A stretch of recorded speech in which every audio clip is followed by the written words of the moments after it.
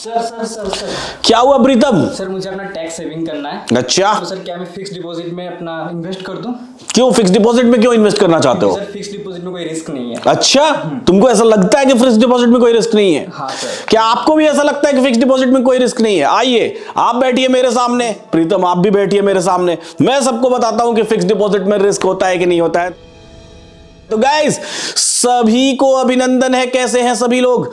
उम्मीद करते हैं सभी लोग अच्छे हैं और जीवन का आनंद ले रहे हैं। तो आज हम लोग बात करने वाले हैं कंजर्वेटिव इन्वेस्टर्स के बारे में। पिछली सीरीज के पहले एपिसोड में, इस सीरीज के पहले एपिसोड में हमने बात की थी कि 3 तरह के इन्वेस्टर्स होते हैं: कंजर्वेटिव इन्वेस्टर, मॉडरेट इन्वेस्टर और एग्रेसिव इन्वेस्टर। आपने कमेंट्स में ढेर सारी बातें मुझे बताई अपने बारे में और बहुत सारे लोगों ने कमेंट्स किया, बहुत बहुत प्यार दिया। तो इस सीरीज के दूसरे एपिसोड में आज हम लोग बातें करने वाले हैं कंजर्वेटिव इन्वेस्टर्स के पास क्या क्या ऑप्शन होते हैं इन्वेस्ट करने के। लेकिन उससे पहले क्या करना है आपको? इन्वेस्टिंग डैडी चैनल को सब्सक्राइब कर देना है, बेल आइकॉन प्रेस कर देना है और इस वीडियो को लाइक जरूर करिएगा और शेयर भी करिएगा। और आपके ढेर सारे प्यार भरे कमेंट्स का तो इंतजार रहेगा ही। तो भैया क्या फिक्स डिपॉजिट में कोई रिस्क नहीं होता है? ऐसी बातें करने वाले लोग गौर से सुन लीजिए कि चाहे आप फिक्स डिपॉजिट में इन्वेस्ट करिए, चाहे आप म्यूचुअल फंड्स में इन्वेस्ट करिए, चाहे आप गवर्नमेंट के बॉन्ड्स में इन्वेस्ट करिए, चाहे आप हाई यील्ड बॉन्ड में इन्वेस्ट करिए, चाहे आप स्टॉक मार्केट में इन्वेस्ट करिए, कोई भी इन्वेस्टमेंट करिए तो रिस्क होगा ही होगा। वहां पे कोई ना कोई सा तो रिस्क होगा। तो इसका क्या मतलब? रिस्क नहीं लेने के लिए हम कोई इन्वेस्टमेंट ही ना करें, वही दादाजी की तरह धोती में लुंगी में बांध के नोट रख ले? नहीं भैया, वहां तो महंगाई डायन का रिस्क है, वो तो उससे भी बड़ा है। तो यानी कि आगे कुआं पीछे खाई। हमको क्या करना है? हमको रिस्क से बचना है। तो क्या रिस्क होता है अगर हम फिक्स डिपॉजिट करें या फिर गवर्नमेंट के बॉन्ड्स में इन्वेस्ट करें? इस बारे में इस वीडियो में हम लोग ढेर सारी बातें करने वाले हैं।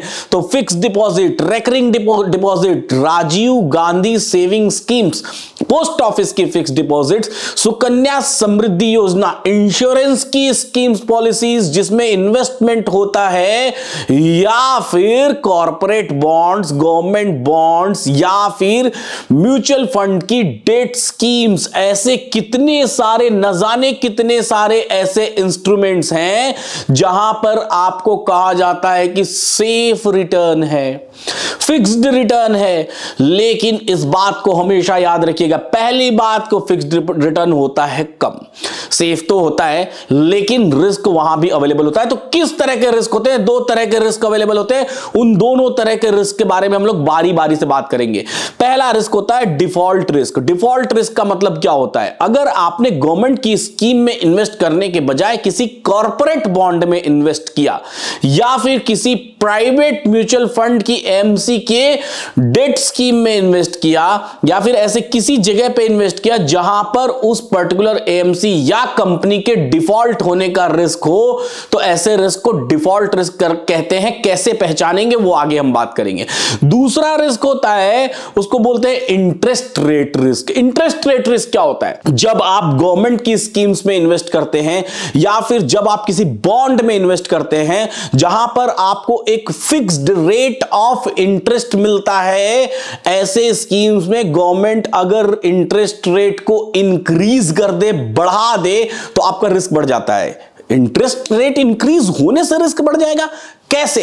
चलिए समझते हैं।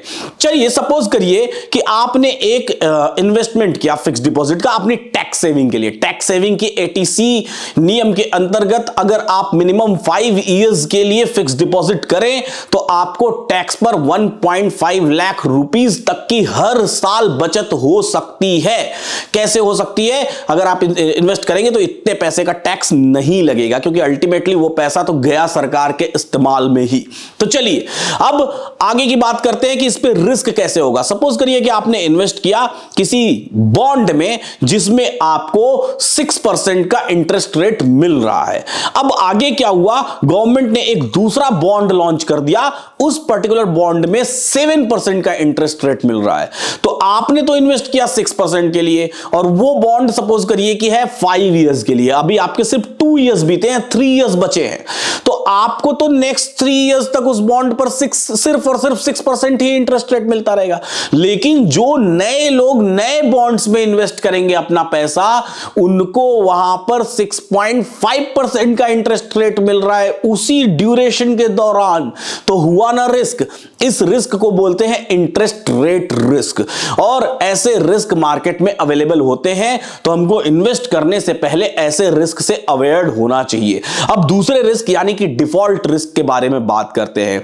जब हम स्कीम्स में इन्वेस्ट करते हैं कॉर्पोरेट बॉन्ड्स की, यहां पर डिफॉल्ट रिस्क की संभावनाएं होती हैं। कॉर्पोरेट बॉन्ड्स कई तरह के होते हैं। कॉर्पोरेट बॉन्ड्स जैसे कि किसी भी प्राइवेट कंपनी का बॉन्ड है, ऐसा ही जैसे आप स्टॉक मार्केट में इन्वेस्ट करते हैं तो जो लिस्टेड कंपनी होती है ना, वो तो शेयर्स को लिस्ट कर देती है स्टॉक मार्केट में, तो वहां से पैसा उनके पास मिल जाता है। लेकिन जो कंपनी लिस्टेड नहीं होती है, या कई बार लिस्टेड कंपनी भी कुछ और पैसा जनरेट करने के लिए कॉर्पोरेट बॉन्ड देती है।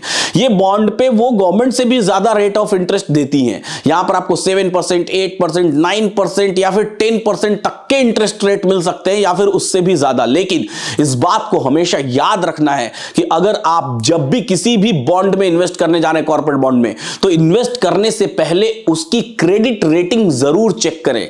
जितनी ज्यादा ये AA जैसी रेटिंग होती है, अगर आप लॉन्ग टर्म बॉन्ड्स में इन्वेस्ट कर रहे हैं, अगर आप शॉर्ट टर्म बॉन्ड्स में इन्वेस्ट कर रहे हैं तो A1, A2 ऐसी रेटिंग होती है।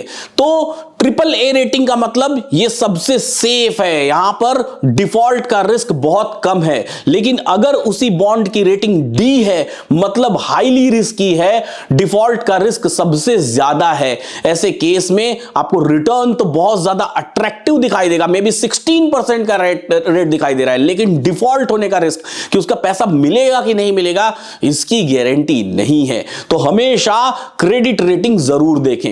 अब वापस से आते हैं हम लोग गवर्नमेंट बॉन्ड्स पे। गवर्नमेंट के बॉन्ड्स हम लोग कहां से खरीद सकते हैं और कैसे खरीद सकते हैं? अगर आपको किसी भी गवर्नमेंट का बॉन्ड खरीदना है, गवर्नमेंट के बॉन्ड को खरीदने के लिए आप गवर्नमेंट की वेबसाइट्स पे जा सकते हैं। जैसे सपोज करिए कि आपको NHAI का बॉन्ड खरीदना है, तो NHAI का बॉन्ड खरीदने के लिए आप NHAI की वेबसाइट पर जा सकते हैं, या फिर पोस्ट ऑफिस में, या फिर किसी भी गवर्नमेंट बैंक में आप ऐसे बॉन्ड की डिमांड कर सकते हैं। सपोज करिए कि आपको रेल कॉर्पोरेशन का बॉन्ड खरीदना है, तो रेलवे का बॉन्ड खरीदने के लिए भी आप रेलवे की वेबसाइट पर जा सकते हैं। ऐसे गवर्नमेंट के किसी भी डिपार्टमेंट का बॉन्ड खरीदने के लिए आप उस डिपार्टमेंट की वेबसाइट पर जाकर के और उन बॉन्ड्स को परचेज कर सकते हैं। ऐसे बहुत सारे एग्जांपल के लिंक्स आपको डिस्क्रिप्शन बॉक्स में दिए हुए हैं, वहां जाकर के आप ऐसे बॉन्ड्स को चेक कर सकते हैं, उन पे क्या रेट ऑफ इंटरेस्ट मिल रहा है इसको चेक कर सकते हैं, और अपने रिस्क के अनुसार वहां पर इन्वेस्ट कर सकते हैं। तो कभी भी आप किसी भी रिटर्न को एकदम सेफ मत मानिए। डाइवर्सिफिकेशन बेहद जरूरी होता है इन्वेस्टमेंट में। तो क्या होता है ये डाइवर्सिफिकेशन, इसके बारे में हम लोग आगे आने वाले एपिसोड्स में बात करेंगे। साथ ही हम बात करेंगे, आज हमने बात की कई सारी ऐसी स्कीम्स के बारे में जो कि कंजर्वेटिव इन्वेस्टर्स के लिए होती है। आप इन स्कीम्स में से किसी भी स्कीम में इन्वेस्ट कर सकते हैं। अगर आप मॉडरेट इन्वेस्टर हैं तो आपके लिए क्या, तो आपके लिए जो बातें मैं बताऊंगा वो अगली वीडियो में बताऊंगा। उससे पहले आप इन्वेस्टिंग डैडी को सब्सक्राइब कर दीजिए, इस वीडियो को लाइक कर दीजिए, शेयर कर दीजिए। और अगर आप ऑप्शन चेन को देख करके इंट्राडे में निफ्टी, बैंक निफ्टी और स्टॉक्स में ट्रेडिंग सीखना चाहते हैं तो आने वाले संडे को हमारा वेबिनार ज्वाइन करिए, जो कि है सिर्फ 234 रुपीज में। डिस्क्रिप्शन बॉक्स में लिंक दी गई है। ऐसे ही सीखते रहिए, मुस्कुराते रहिए और जीवन का आनंद लेते रहिए।